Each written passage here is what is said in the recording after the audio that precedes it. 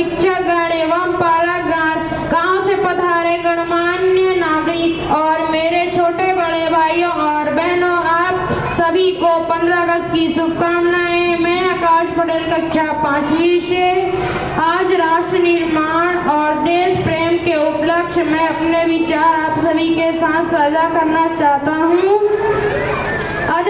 आजादी का असली मतलब वही समझ सकता है जिसने कभी गुलामी की हो। हम सौभाग्यशाली हैं कि हमने स्वतंत्र भारत में जन्म लिया। यूं तो आजादी की लौ 1857 में ही जल चुकी थी, जो 1947 में हमारे देश को आजाद किया।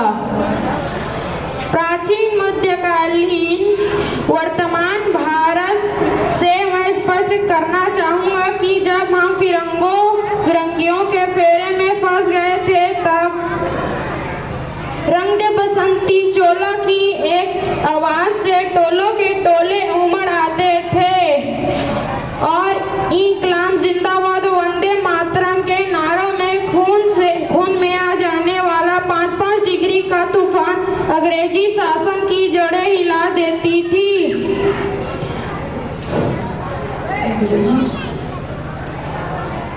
62, 65 और 75 की युद्धों में अपना सुहाग गंवा देने वाली महिलाएं, प्यार भी भरपूर गया, मांग का सिंदूर गया, नन्हें निहानों की लंगोटियां चली गई, छोटी छोटी बेटियों की चोटियां चली गई और आपके लिए तो एक आदमी मरा है साहब, मेरे घर की तो रोटियां ही चली गई। हृदय तो उस दिन फट जाता जब बूढ़ी माँ अपने बेटे के चिथड़ों को देख के बोली, साहब आप तो भर्ती में 1 इंच भी कम नहीं लेते, मैं आधा शरीर कैसे ले लूं महोदय, मैं आधा शरीर कैसे ले लूं। धन्यवाद।